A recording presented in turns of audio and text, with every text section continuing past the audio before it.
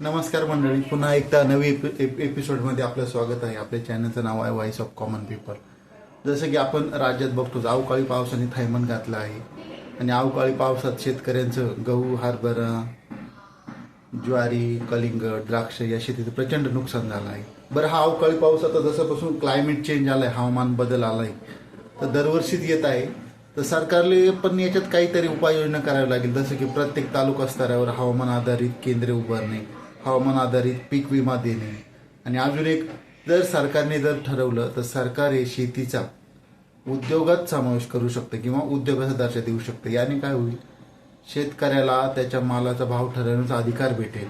जसं की इंडस्ट्रीला, उद्योगाला ज्या काही सुविधा असतात त्या सगळे शेतीला देता येईल. तसं काय, आता इंडस्ट्रीत जर तुमचा कारखाना दिवाळखोरीत गेला तर कर्ज राईट ऑफ होतं, काही नुकसान झालं, आग लागलं तर इन्शुरन्स देतात. तसं सगळ्या सुविधा शेतीला भेटू शकतात.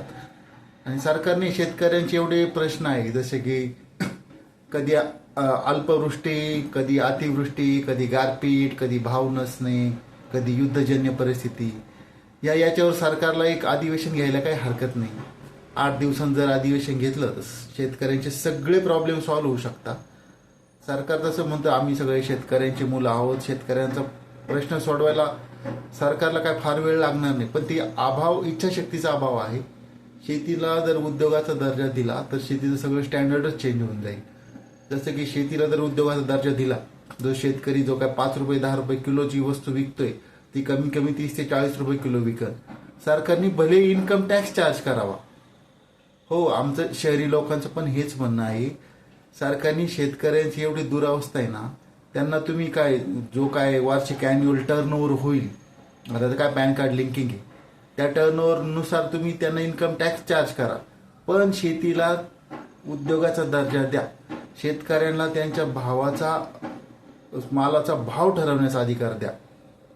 कारण आता तुम्ही बघतोय, तुम्ही आता साधारण आता कसं ग्रामीण भागात पण आणि शहरी भागात पण मी राहिलं असल्यामुळं साधारण तुम्ही मॉलमध्ये गेलं, आता सध्या पपईचं जे पीक आहे, शेतकरी अक्षरशः रोटावेटर फिरवताय, नांगरून टाकताय.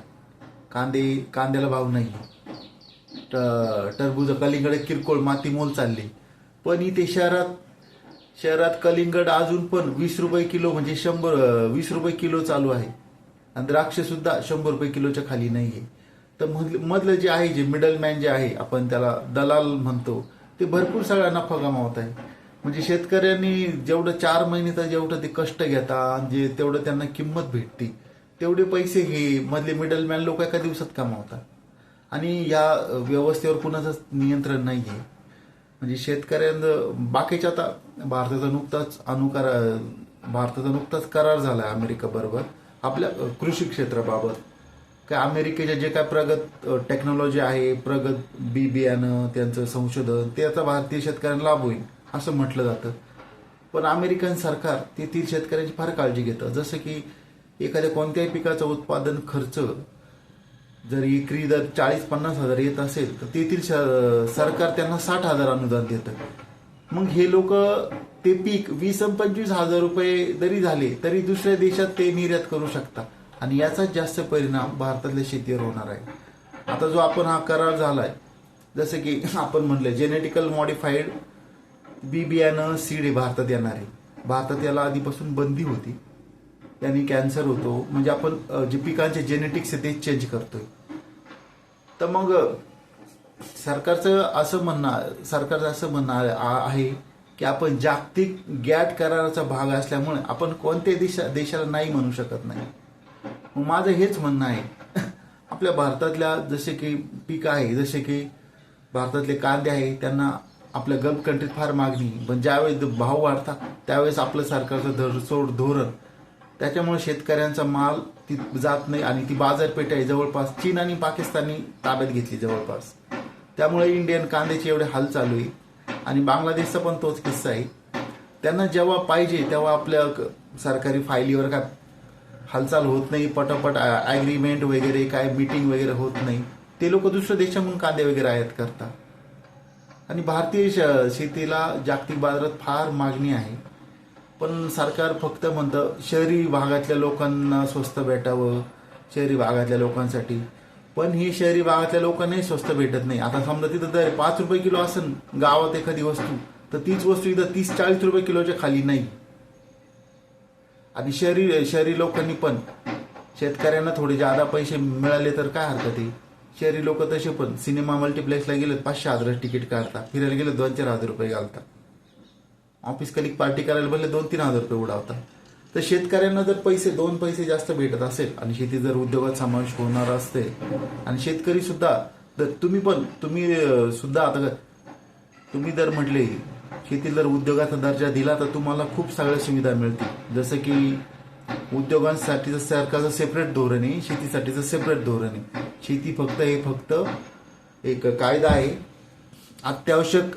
अत्यावश्यक खाण्यापिण्याच्या सुविधा तयार करणारं केंद्र असा एक कायदा आहे.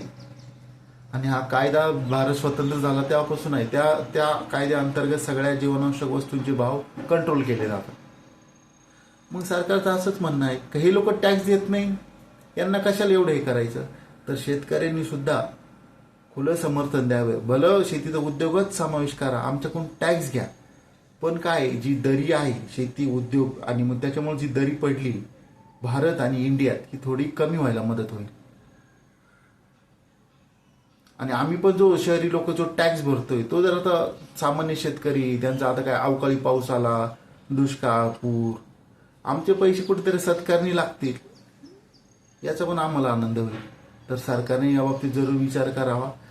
शेतकऱ्यांनी पण सगळ्या प्रश्नावर भांडण्यापेक्षा तुम्ही स्वामीनाथन आयोग लागू करायच्या मागे लागा, सगळे संघटित व्हा.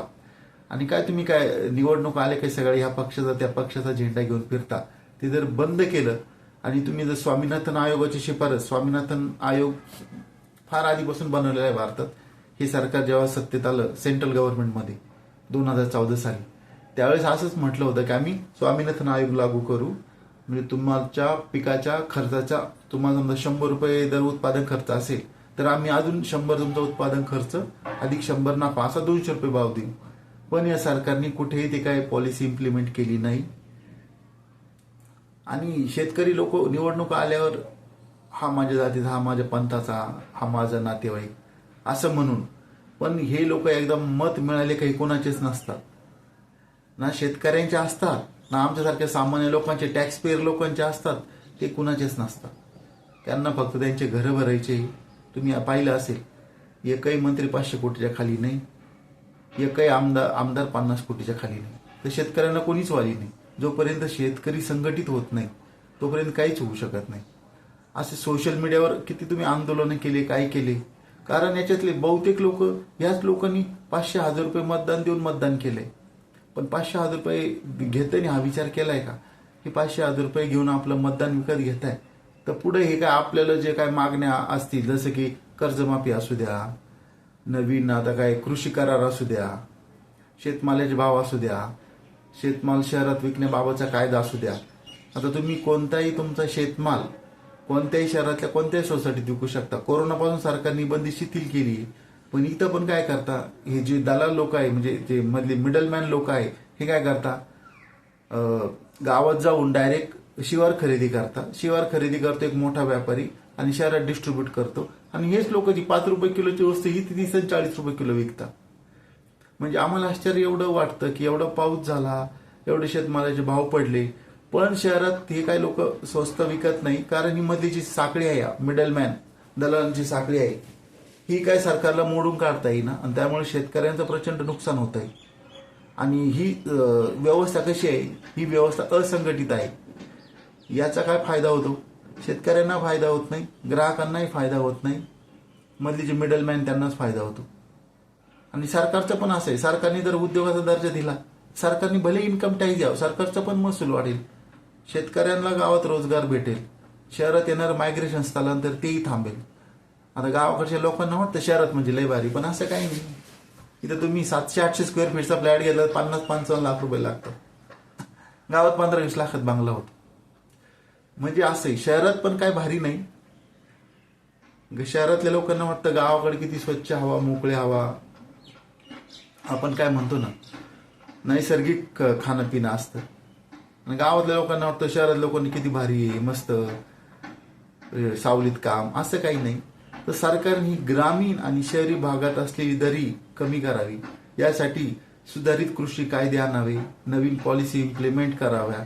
तसं बाकीच्या देशांमध्ये तुम्ही जर पाहिलं, अमेरिका, US किंवा युरोपियन संघ यांच्यात पण शेती आहे, पण सरकार तिथे एवढं सुविधा देतं. त्यांचं मालाचं काही असं दुष्काळपूर वगैरे आलं तर त्यांचे इन्शुरन्स एवढे स्ट्रॉंग असतात. शेतकऱ्याला 50 रुपये खर्च आला तर ते 60 रुपये देतात शेतकऱ्याला.